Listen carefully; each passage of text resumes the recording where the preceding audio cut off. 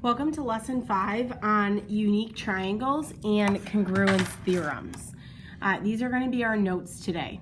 So we're going to use the investigation that you did in class to discuss the 4 congruency theorems for unique triangles. Just a reminder that the definition of a unique triangle is that if I give you a description of a triangle and every person who draws that triangle, if theirs is identical, then that description makes a unique triangle, meaning that that description only makes one identical triangle.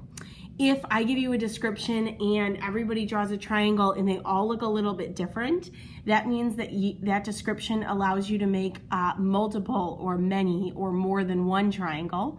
And if I give you a description, for instance, if I give you 3 angles that do not add up to 180 degrees, then that would make no triangle at all because any triangle, their angles have to add up to 180 degrees, like we've already talked about in class. So the first congruency theorem is SSS, and this stands for side, side, side. So if I give you 3 side lengths, those 3 side lengths will make a unique triangle if the sum of the 2 smaller sides is larger than the 3rd side. So you need to make sure the 2 smaller sides, if you add them together, they have a sum that's larger than that 3rd side. The second congruency theorems is AAS, and that stands for angle, angle, side. So if I was to draw out a triangle, and I want you to do this right now in your paper, draw out a triangle. Angle, angle, side would look like this. I'm giving you an angle, I'm giving you another angle, and then I'm giving you a side that's connected to that second angle. So angle, angle, side. That would create a unique triangle. Let's move on to the next one. The next one is SAS, and that stands for side, angle, side. Again, we're going to draw out a triangle. And if I give you the side, angle, side, that means that I'm giving you a side, I'm giving you an angle connected to that side, and then I'm giving you another side that's also connected to that angle. So if I give you a side, angle, and then a side that come in that format, no matter where it's located on the triangle, that creates a unique triangle.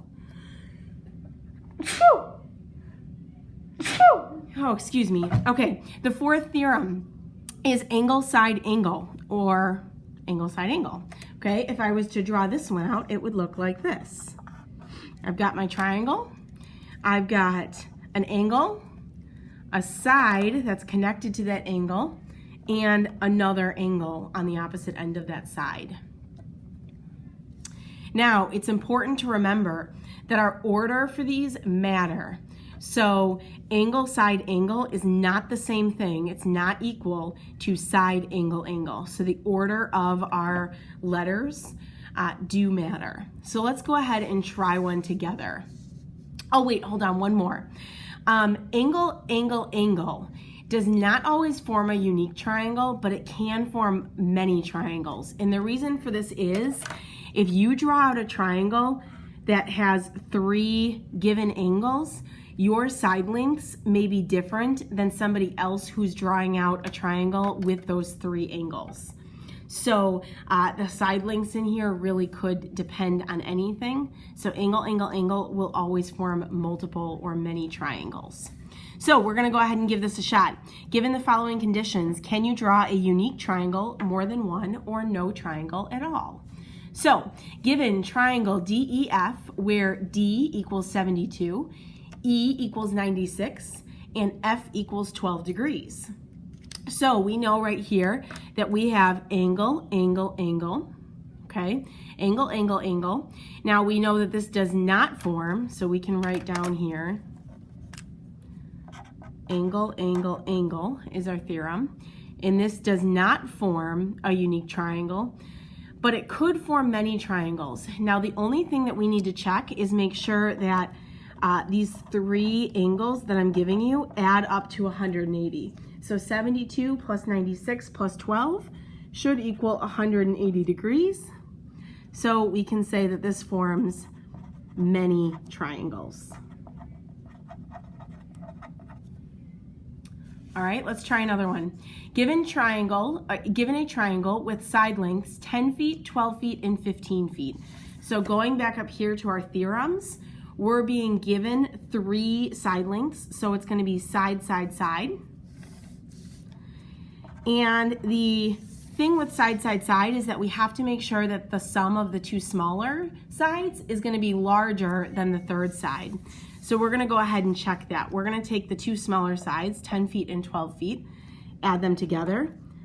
10 feet plus 12 feet, and that equals 22 feet.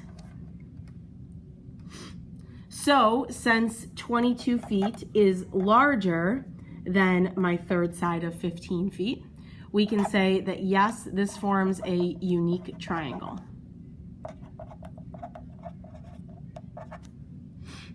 Meaning everybody's given this description, everybody's triangle should look identical. Now we really don't have to draw them out for this, we're just trying to discover which descriptions would give us all the same triangle, which would give us no triangle at all, and which would give us many different looking triangles. So number 3, given triangle CUB, or Cubs, go Cubs, where CB is 10 centimeters, UB is 7 centimeters, and angle C is 115 centimeters. So with this one, what I'm going to recommend is that we actually sketch it out. So let's start with this. We're just going to sketch a line, labeling it C and B, and 10 centimeters. Then we know that UB is 7 centimeters, so coming off of angle B, that's going to be 7 centimeters. And then we know that angle C is going to be 115 degrees, just like that. Now if I look here in my sketched out triangle, I have an angle, a side, and a side given to me. Okay? If I go back to my theorem, angle, side, side is not one of my 4 theorems. So I can say that this is not going to be a unique triangle, which means it's going to be more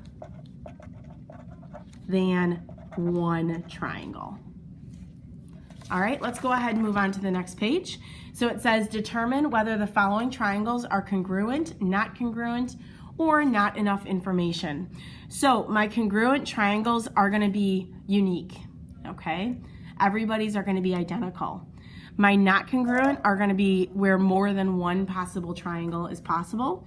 And not enough information is just if they're not giving you the information that you need to solve it. So if we look here in this first one, we're being asked if this triangle is congruent with that triangle. So we need to look and see what sides we have or what information we have. So we have an angle length, we have a side length, and then we have another angle length. Okay, same thing in this one. We have an angle, a side, and an angle. So angle, side, angle. Now this is a unique triangle theorem,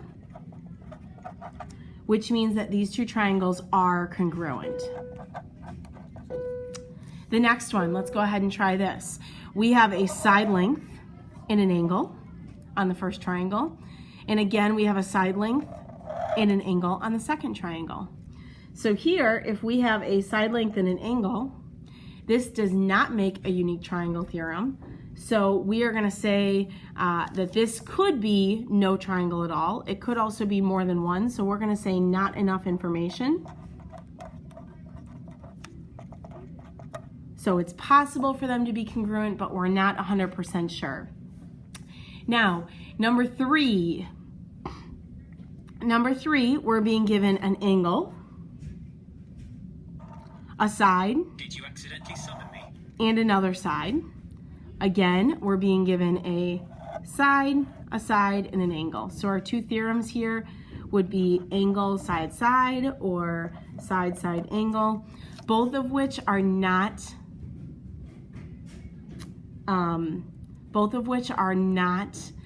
unique triangle theorems. So we can say that this is also not enough info.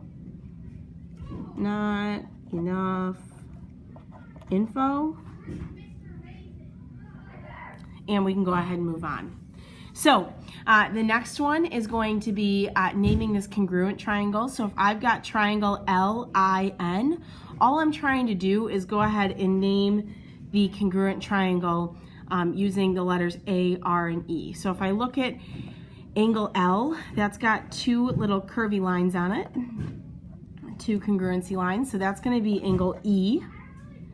Then if I go to angle I, that's got one congruency line, so that's going to be angle A. Then if I look at the last one, angle N, that's a right triangle. So in my other triangle, in my congruent triangle, that's labeled angle R. So the name of my triangle would be triangle EAR, and that triangle right here is congruent to this one. So you can go ahead and give the homework a try, see your teacher for a copy, and we will answer questions as they come up. Thanks so much.